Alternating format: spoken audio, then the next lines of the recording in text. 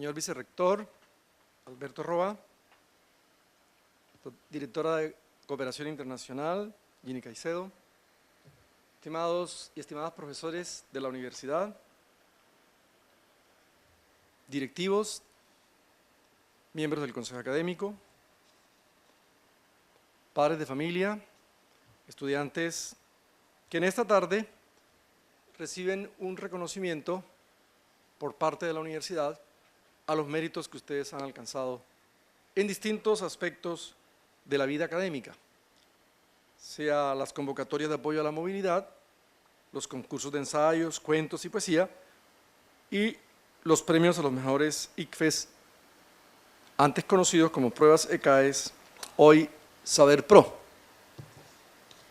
Es muy importante y ya tiene una tradición dentro de su corta existencia, esta ceremonia que el vicerrector en su momento tuvo la iniciativa de emprender para que los estudiantes como ustedes, que se han destacado sobremanera en los campos que he mencionado, sean a su vez objeto de un reconocimiento por parte de la universidad en una ceremonia pública como esta. El reconocimiento es fundamental en la vida de los seres humanos. Necesitamos no solamente emprender grandes acciones, sobresalir, trabajar mucho, destacarnos, pero también necesitamos que nos reconozcan lo que hemos hecho, que exalten, que se acuerden de nosotros, de nuestro desarrollo vital, académico, de tantas cosas que podemos hacer en la vida, sobre todo cuando están hechas muy bien, con excelencia, como es el caso de hoy. Ahí entonces, por eso, el rector viene con el vicerrector, con directivos de la universidad, a decirles en persona que ustedes se han merecido por sí mismos este reconocimiento que la universidad les hace hoy. Miren, yo quisiera, en dos ideas que quiero dejar esta tarde, decirles a ustedes lo que esta ceremonia me despierta en un día como hoy, que es la antevíspera de la apertura de los Juegos Olímpicos en Londres. El 27 de julio, el viernes, tendrá lugar ese bellísimo espectáculo que durará hasta el 2 de agosto, donde deportistas de muchas clases de deportes, sería interminable decir algo aquí, y de todas partes del mundo y de muchísimos países, se dan una cita que es muy linda, muy hermosa, que ya tiene una tradición milenaria, pero por otro lado tiene una importancia en la actualidad. Es milenaria, pero al mismo tiempo es acontecimiento, es de hoy, es de actualidad. Acordémonos que los Juegos Olímpicos son unas competencias. Repasemos esa idea. Jóvenes, mujeres, hombres, muy jóvenes, otros no tanto, van a competir, es decir, a hacer una justa para ver quién es mejor en las distintas clases de deportes que son reconocidos por los Juegos Olímpicos. Hay deportes individuales, hay deportes colectivos, por equipos. Se hacen esas justas y finalmente quienes ganan pues, son reconocidos con unas medallas y suben al podio a recibir sus medallas de oro, plata, bronce. Ese es un hecho supremamente importante en la vida contemporánea. Nos ayuda a entender cada vez más que los Juegos Olímpicos concentran el entusiasmo mundial y de todos nosotros, porque haya más fraternidad en el mundo, porque haya más acercamiento de las naciones, porque el mundo y todos los que somos parte de esta humanidad entendamos o hagamos un esfuerzo por entender que las guerras no son deseables, que es lo peor que le puede suceder a la humanidad y lo peor que le ha sucedido. Mejor es competir que estar en guerras. Y los griegos lo sabían. Los griegos sabían cuando allá los invadieron los persas, lo que significaba el sufrimiento de una guerra, de muchas guerras. Ese paso tan terrible de las Termópilas, lo que eso significaba en muertes, en masacres, tanto de un bando como del otro, como de los persas que murieron tantos, como de los griegos, atenienses, que murieron tantos, en condiciones terribles. Es mejor hacer unos ritos, conciliar, así sea a través de los juegos, precisamente a través de los juegos.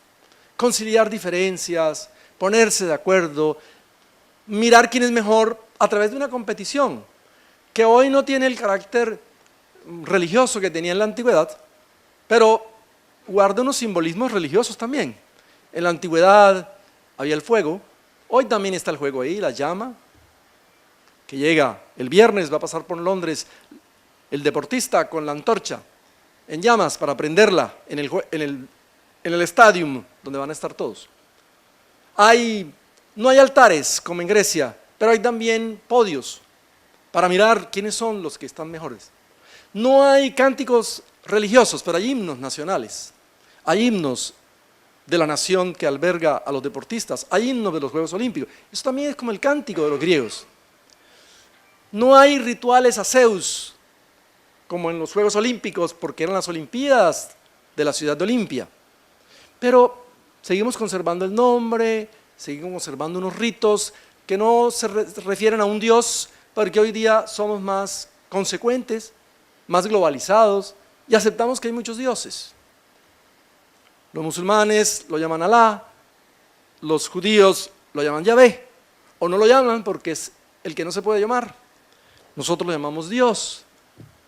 Pero en otras religiones hay muchísimos nombres, Tao, en fin, tantas espiritualidades. Y estos juegos también son en su simbolismo una demostración no solamente de la posible reconciliación a la que la humanidad debería aspirar, sino también una especie de pacto de paz por unos días. Van a estar muchas naciones que hoy están en guerra, en enfrentamientos, en algún lugar del mundo, en Irak, en el Medio Oriente, en la India, en China, en América Latina. Pero hay un llamado también, y esos ritos son importantes para que comprendamos que, sobre todo los dirigentes de los ejércitos del mundo, comprendan que hay que hablar más y hay que pelearse menos y todavía mucho menos matarse. Nosotros como académicos, y yo los invito, esta es la primera idea que los invito, consideremos los Juegos Olímpicos ya en una ceremonia como esta, pero miremos también el simbolismo que tiene la academia. Aquí hay un reconocimiento a los méritos.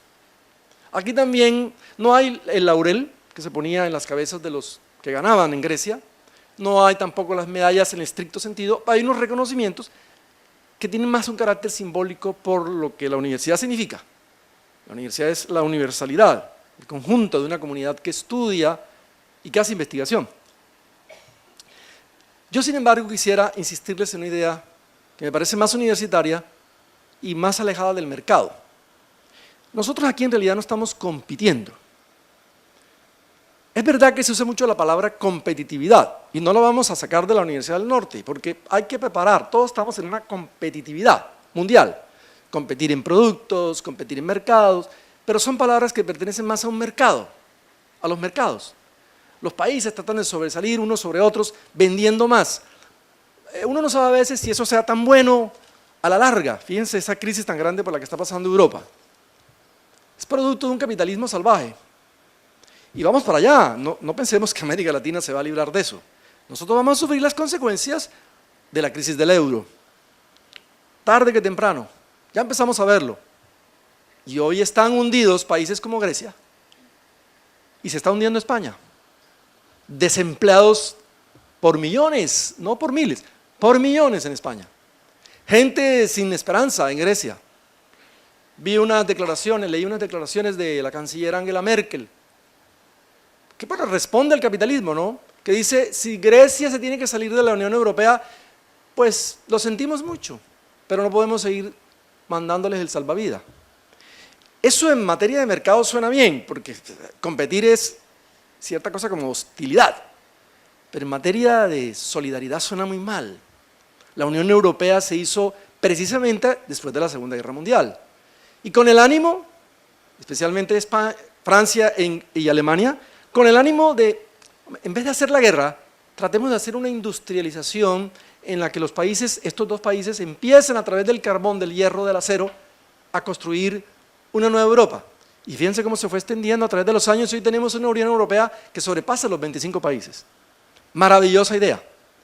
Pero esa idea, que tuvo que monetizarse a través del euro y de la competencia de mercados, está peligrando, porque está todo muy basado también, no solamente en la cultura, que para mí sería lo estupendo, sino está basado en la competitividad de los mercados. Y la China entra al mercado mundial, y la India va a entrar en una recesión también, la China por supuesto, y los Estados Unidos, que son un país muy fuerte, viene una recesión desde el año 2008, pero aguantan, porque al fin y al cabo son un imperio. Yo quisiera decirles a ustedes que pensemos en la competitividad, pero pensemos mucho más todavía, en términos universitarios, en la competencia. La competencia significa, cuando ustedes les demos los títulos, en el ambiente, y podemos decir la resolución del rector, se dice que los declaramos competentes e idóneos para el ejercicio de sus profesiones. Ser competente significa eso, que uno es idóneo, que uno se puede desempeñar, que uno sabe responder por lo que sabe, por lo que ha aprendido, por lo que ha ejercitado. Y la competencia es algo mucho más personal que una batalla. Acordémonos de esto. El studium, como llamaban los latinos, significa esfuerzo. Decir en latín studium es decir esforzarse. Studere, esforzarse. En realidad, lo que ustedes hacen, y lo que nosotros hicimos y estamos haciendo como profesores, es esforzarnos cada día, por ser nosotros mismos los mejores. La competencia no es contra los demás, no es un mercado, aquí en la universidad no estamos en un mercado, la competencia es uno con uno mismo. Es una lucha de uno mismo por sobresalir. ¿Quién es el que obtiene los méritos? ¿Quién es el que tiene el promedio? Cada uno de ustedes, pero no en desmedro de los otros, sino cada uno mirará si puedes tener el distinguido o no, o si va bajando. ¿Quién presenta las pruebas? A ver, ustedes solos. No se trata de una hostilidad, de una belicosidad con otros. Ustedes mismos luchan consigo mismos para sobresalir.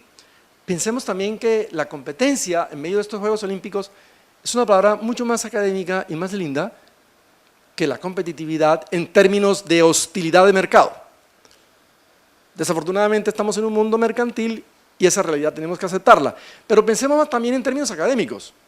Y digamos, yo podría pensar menos en cómo aniquilar al otro, incluso si es simbólicamente a través de un mercado, y pensar más, y esa es la idea que quiero dejar, además de competencia, siendo solidario.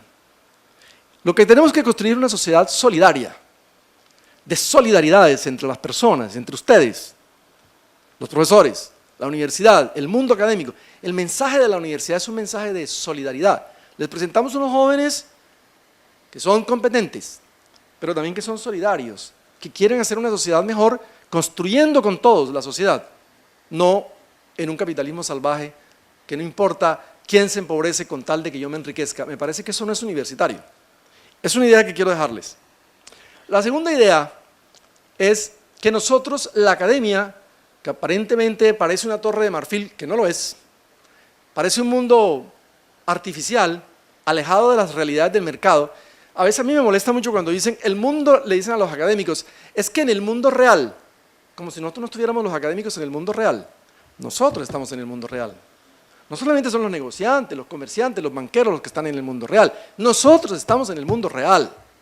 Nosotros estamos dando un ejemplo de realidad. Ojalá el mundo fuera como en las universidades, donde se compite, si ustedes quieren usar esa expresión, se sale competente, pero a través de la solidaridad, de pensar en los demás, del estudio, del esfuerzo. Miren que hay una idea muy hermosa acerca del esfuerzo personal que lleva a la solidaridad. Primero el esfuerzo personal. ¿Recuerdan ustedes, los que son cristianos, judíos, que hay un texto muy lindo en el Génesis, capítulo 32, versículo 23, que dice: Jacob estaba en las escalinatas y le pidió a Yahvé que lo ayudara a salir adelante, y Yahvé le envió un ángel en la noche. Cuando Jacob se vio frente al ángel, tuvo que empezar a luchar con el ángel, pero acordemos que el ángel es una figura, no es una figura que se puede tocar, no es tangible. En realidad es Jacob luchando consigo mismo, es Jacob tratando de salir él mismo de su problemática, de sus deseos terrenales, tratando de subir hacia lo espiritual. Y toda esa noche está Jacob terriblemente mal, porque el ángel lo alcanza a tocar en el fémur. Pero Jacob sale adelante, y después Dios lo bendice. Dice: y estaré aquí toda la noche hasta que tú me bendigas. Obtuvo lo que quería, no tuvo que pelear con nadie, no tuvo que hacer la guerra a nadie, obtuvo lo que quería, subir las escalinatas y recibir la bendición de Dios. Esa idea es la que nosotros podríamos, en términos acá no religiosos, en términos civiles, decir que es también la vida nuestra en las universidades. Nosotros tenemos pendiente una lucha con nosotros mismos. Y quisiera en esta segunda idea acordarnos de un gran filósofo norteamericano que murió hace un par de años, que se llama Richard Rorty. Richard Rorty, seguidor de la gran corriente de pensamiento pragmática en los Estados Unidos que inició John Dewey, un gran pedagogo y estudioso y filósofo de la educación. Richard Rorty continuó en la modernidad ese pensamiento de Dewey. Y Dewey en realidad lo que estaba diciéndonos es que ya no somos los clásicos de antes. Es decir, hay que acordarse de Grecia como en los Juegos Olímpicos, pero ya no estamos en Grecia. Estamos en una modernidad, en un mundo moderno, en un mundo donde la educación tiene que pensarse en términos de que no es solamente lo clásico, no es solamente el aspecto, digamos, únicamente utilitarista, pero sí el pragmático. No es lo mismo. Utilitarismo es lo que uno busca de alguna forma que le rinda a uno ventajas económicas, financieras. Pragmatismo no es lo mismo. Pragmatismo es estar uno yendo a la práctica. Fíjense que nosotros en las universidades buscamos que la teoría llegue a la práctica. Eso se llama pragmatismo. La educación debe ser pragmática. Y Dewey fue como el gran orientador de ese pragmatismo de la educación. Y ser pragmática, voy a poner dos casos o en dos cosas, en dos actividades, más que cosas, en dos actividades. Una, ser pragmáticos en que la educación es un ejercicio permanente por mejorar las habilidades, por mejorar el aprendizaje, por mejorar las destrezas. Y en ese ejercicio nos encontramos en los 5 años, si son maestrías 7 y si son doctorados 10 años de la universidad. Mejorando las destrezas, mejorando con pragmatismo los saberes. Pero la universidad no solamente es eso. Muchas veces, y por eso critico lo del mundo real como si no fuera parte de la universidad, no nos hacen hincapié en que la academia hace un grandísimo aporte no solamente a la solidaridad, sino al fundamento de la vida democrática, que es esa solidaridad precisamente. La vida democrática, que es en la que nos encontramos, con sus imperfecciones muy grandes, porque ya sabemos en Colombia y en muchos países de Latinoamérica y en Europa mismo también, cómo es de imperfecta la democracia. Pero bueno, estamos en ese esfuerzo por hacer una democracia mejor. La vida académica no está de espaldas a la democracia, no está de espaldas al mundo real, no está de espaldas a las realidades que suelen decir que están fuera del mundo universitario. No, aquí estamos en un mundo real y en un mundo donde sabemos que el objetivo de la formación ciertamente es construir nuestras mentes, construir nuestro pensamiento, ejercitarnos, pero también aprender y saber ser ciudadanos. Ciudadanos en un mundo en donde no solamente hay que votar, porque eso no consiste en ser ciudadano, es mucho más. Ciudadano es el que construye nación, es el que construye civilidad, es el que hace civismo, es el que, si estamos en una república, el que hace que la república sea más justa, más igualitaria, más fraternal. Esa es democracia. La educación no es un mundo cerrado, no es un claustro, es bonita la frase, los claustros universitarios, pero si eso indica que es apartarse del mundo de la democracia, no. Es un claustro abierto a la vida democrática. Y nosotros como profesores, como directivos, ustedes como estudiantes, tenemos una gran responsabilidad en esta república que es Colombia, de hacer democracia, de fortalecer los instrumentos democráticos y los instrumentos de representación legal para hacer que en Colombia se discuta más y se haga menos violencia. Un ejemplo que les pongo, miren, la fracasada e infausta reforma de la justicia, donde hubo tantas triquiñuelas, arreglos por debajo de la mesa, cosas espantosas que tuvieron que echarla para atrás.